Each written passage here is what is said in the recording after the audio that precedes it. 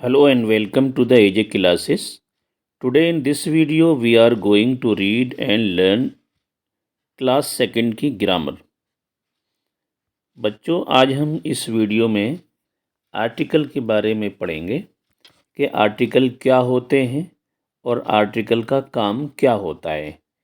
आज हम इसमें डिटेल जानेंगे, तो आप वर्ड मीनिंग की नोटबुक लेकर बैठिए और ग्रामर की नोटबुक लेकर बैठिए, ताकि जो रूल्स और रेगुलेशन आपको बताए जाएं और जो मीनिंग्स बताई जाएं वो आप नोट डाउन कर सकें। तो चलिए वीडियो शुरू करते हैं। जो बच्चे चैनल पर नए हैं वो चैनल को सब्सक्राइब कर लें और वीडियो को लाइक और शेयर कर दें। तो चलिए बच्चों स्टार्ट करते हैं। What is an article? Article क्या होता है? आर्टिकल के बारे में आपसे पूछा जा रहा है कि आर्टिकल क्या होता है। आर्टिकल कहते हैं, ये देखिए, पहले इसका आंसर देख लेते हैं। An article is a word use to indicate that a noun is a noun without describing it. यानी आर्टिकल जो होता है एक वर्ड ही होता है जो यूज़ किया जाता है नाउन के साथ।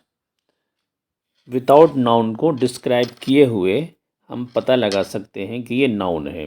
चलिए पहले आगे देख लेते हैं। For example, peon bought a dog. इसका एग्ज़ाम्पल दिया जा रहा है कि पियोन पियोन कहते हैं चपरासी को, बॉट अ डॉग, बॉट मतलब ख़रीदा, अ डॉग यानी कि एक डॉग ख़रीदा। किसने? पियोन ने, चपरासी ने एक डॉग ख़रीदा। चपरासी ने एक डॉग ख़रीदा। तो देखिए आ, और ये जो आ है ना, ये आर्टिकल है। दूसरा क्वेश्चन किया जा रहा है, how many article are there in English.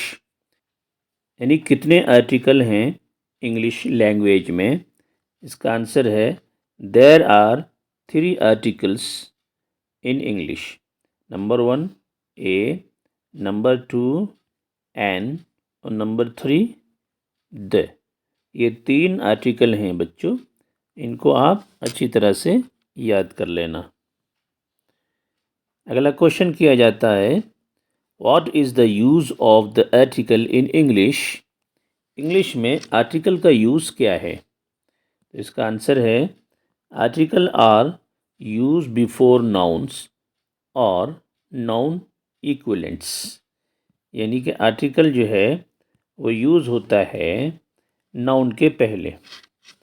Noun के पहले ही आप आर्टिकल को यूज़ करेंगे, नाउन के बाद नहीं और किसी दूसरी जगह पर नहीं। और इसका जो दूसरा यूज़ है वो है कि नाउन के इक्विवेलेंट जो वर्ड होगा, यानी नाउन जैसा जो वर्ड होगा, उसके पहले आप आर्टिकल को यूज़ करेंगे। ओके, चलिए आगे देखते हैं। वी यूज़ ए एन, यानी कि हम एन को यूज़ करेंगे before word that begin with vowels sounds. यानी हम एन को उस वर्ड के सामने, उस वर्ड के पहले यूज़ करेंगे जो इन अल्फ़ाबेट के साथ स्टार्ट होगा। क्या अल्फ़ाबेट हैं वो? ए, ई, आई, ओ, यू। इन अल्फ़ाबेट से जो वर्ड शुरू होगा उस वर्ड के साथ इसको लगाया जाएगा, एन को। ओके बच्चों, इन वर्ड्स को क्या कहते हैं? हमने पढ़ा था, क्या पढ़ा था कि इनको वोवेल कहते हैं। तो जो वर्ड वोवेल से स्टार्ट होगा उसके साथ हम एन को लगाएंगे। ओके, अच्छा चलिए एग्जाम्पल देख लेते हैं। I think an animal is in the garage. मुझे ऐसा फील हो रहा है, यानी कि मुझे ऐसा लगता है कि एनिमल जो है वो गैरेज में है। गैरेज किसको कहते हैं बच्चों? गैरेज कहते हैं मोटर वगैरह, यानी कि मोटर कार, मोटरसाइकिल खड़ी करने की जगह को गैरेज कहते हैं। तो मुझे ऐसा लग रहा है कि एनिमल जो है वो गैरेज में है। ठीक है, तो यहाँ पर देखिए एनिमल, इस नाउन को कौन से अल्फ़ाबेट से शुरू किया गया? ए से शुरू होता है, ए से। ये नाउन ए से शुरू हुआ ना, इस वजह से इसके सामने हमने एन को लगाया, ठीक है। और यहाँ पर दा को लगा देते अगर हम, तो ये गलत हो जाता काम, ठीक है। ए को लगा देते तब भी ये ग्रामेटिकल मिस्टेक हो जाती है। ए लगाने में भी ग्रामेटिकल मिस्टेक हो जाती और दी लगाने में भी ग्रामेटिकल मिस्टेक हो जाती। तो एन लगाया गया।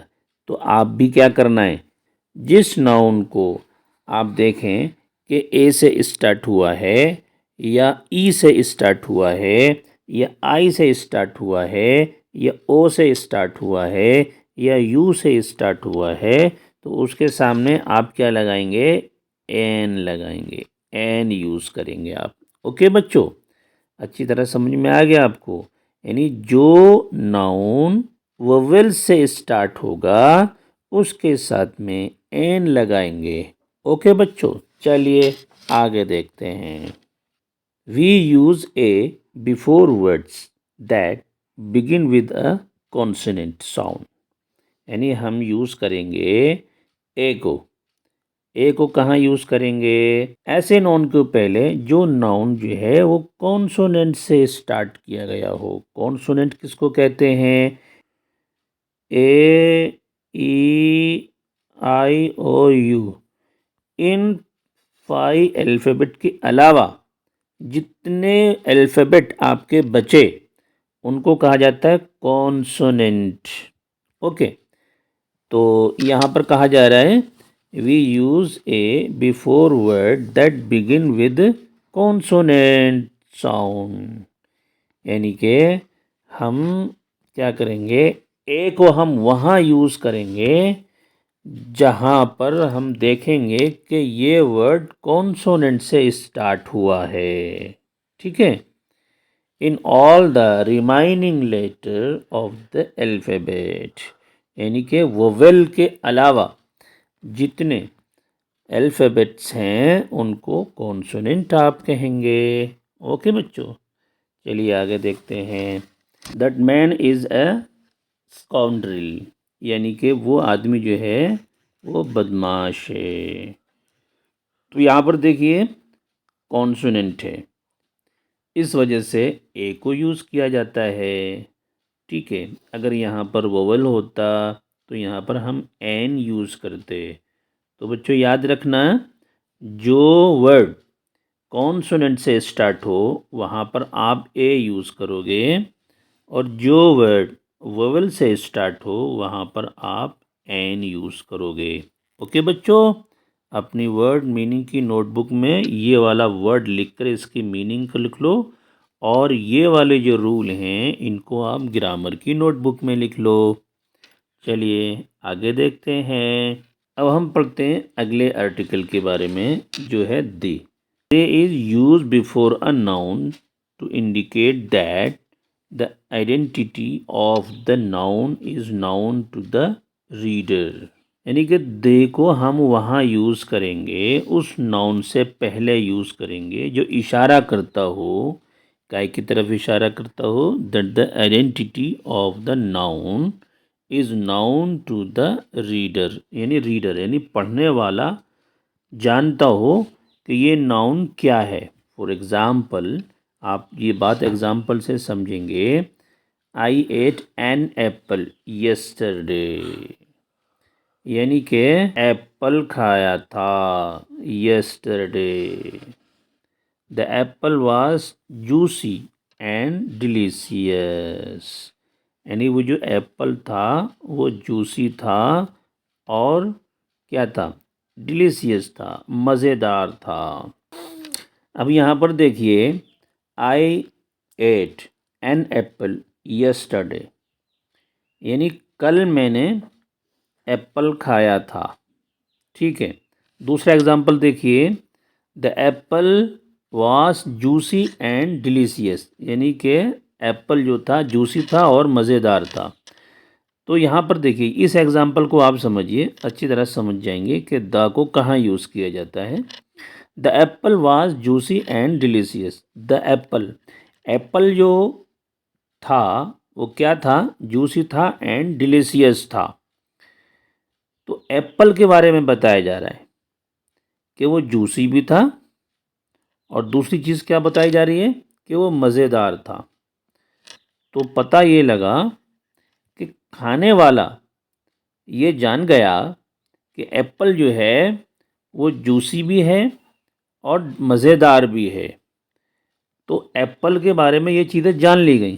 तो इस वजह से जो एप्पल है ना वो अब क्या बन गया, अब बन गया प्रॉपर नाउन। अब प्रॉपर नाउन की वजह से इसको द के साथ इस्तेमाल किया गया। अगर ये प्रॉपर नाउन नहीं होता यानी जाना हुआ नाउन नहीं होता तो द हम यूज़ नहीं करते। तो उम्मीद है बच्चों को ये बात समझ में आ गई होगी। अब अगला देख लेते हैं, be a responsible citizen of the country.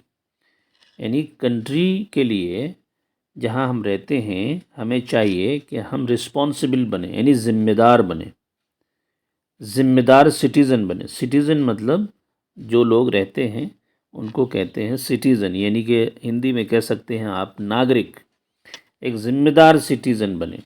The country, अब द कंट्री, कंट्री जो है एक प्रॉपर नाउन है। तो प्रॉपर नाउन है, इसकी वजह से हमने क्या यूज़ किया, यहाँ पर द यूज़ किया। तो जो नाउन को आप जानते हैं, जिस नाउन के बारे में आप जानते हैं, अगर वो नाउन आप यूज़ कर रहे हैं तो उसके साथ आपको द लगाना ही पड़ेगा। वहाँ पर ए नहीं लगा सकते आप, वहाँ पर एन नहीं यूज़ कर सकते आप। ओके बच्चों, अब देखिए कुछ मोर एग्ज़ाम्पल हम आपको बताते हैं जिसमें आपको पता लगेगा कि एन को कहाँ यूज़ किया जाता है और को कहाँ यूज़ किया जाता है। तो देखिए एक कहावत है, आइडियोम है, आप इस आइडियोम को याद कर लीजिए, अच्छी तरह से बाय हार्ट कर लीजिए। मैं पढ़ता हूँ, आप लिख लीजिए। An apple a day keeps doctor away. यानी कि एक एप्पल अगर आप डेली खाते हैं तो क्या होगा उसके ज़रिए, उससे फ़ायदा इतना होगा कि आपसे डॉक्टर दूर रहेगा या आप डॉक्टर से दूर रहेंगे। यानी कि डॉक्टर से दूरी हो जाएगी। इसका मतलब ये हो जाएगा, इसकी मीनिंग ये है कि डॉक्टर के पास नहीं जाना पड़ेगा आपको। ठीक है, तो एन एप्पल अ डे को देखेंगे हम। An apple a day, an हमने यूज़ किया एप्पल के पहले। क्यों यूज़ किया, इसलिए यूज़ किया कि एप्पल जो है स्टार्ट हो रहा है वोवेल से। वोवेल क्या है यहाँ पर, ए है। ओके, तो ए की वजह से हमने एन यूज़ किया। ओके, अच्छा यहाँ पर रेड कलर में आप देख रहे हैं ए है। ए हमने डे के पहले यूज़ किया, डे के पहले ए की यूज़ किया हमने, एन क्यों नहीं यूज़ किया, तो इसका आंसर है एन इसलिए यूज़ नहीं किया कि जो डे है ना वो कॉन्सोनेंट से स्टार्ट हो रहा है। तो आप हमने पढ़ा था ऊपर अभी कि कॉन्सोनेंट से जो वर्ड स्टार्ट होंगे उसके सामने आप ए यूज़ करोगे। ओके, और जो वेवेल से स्टार्ट होंगे उनके सामने आप एन यूज़ करोगे। तो बच्चों पता लग गया आपको कि एन का और ए का रूल क्या है। अच्छी तरह से वीडियो को दोबारा देखिए, तीसरी बार देखिए, चौथी बार देखिए, तो आपके समझ में आ जाएगा कि एन कहाँ यूज़ करना है और ए कहाँ यूज़ करना है और द कहाँ यूज़ करना है। जैसे कि हमने ऊपर बताया, द कंट्री, यानी कंट्री को आप जानते हैं, इस वजह से हमने द यहाँ पर यूज़ किया। द एप्पल, यानी एप्पल को आप जानते हैं, क्या एप्पल कैसा है, मीठा है, जूसी है, मज़ेदार है, इसलिए यहाँ पर आपने द को यूज़ किया। ओके बच्चों, आज के लिए इतना ही। सेकंड क्लास में हम इतना ही पढ़ेंगे आर्टिकल के बारे में, ठीक है, बाकी बाद में देख लेंगे। ओके, तो ये वीडियो होता है ख़त्म, मिलते हैं नेक्स्ट वीडियो में। Okay, bye bye.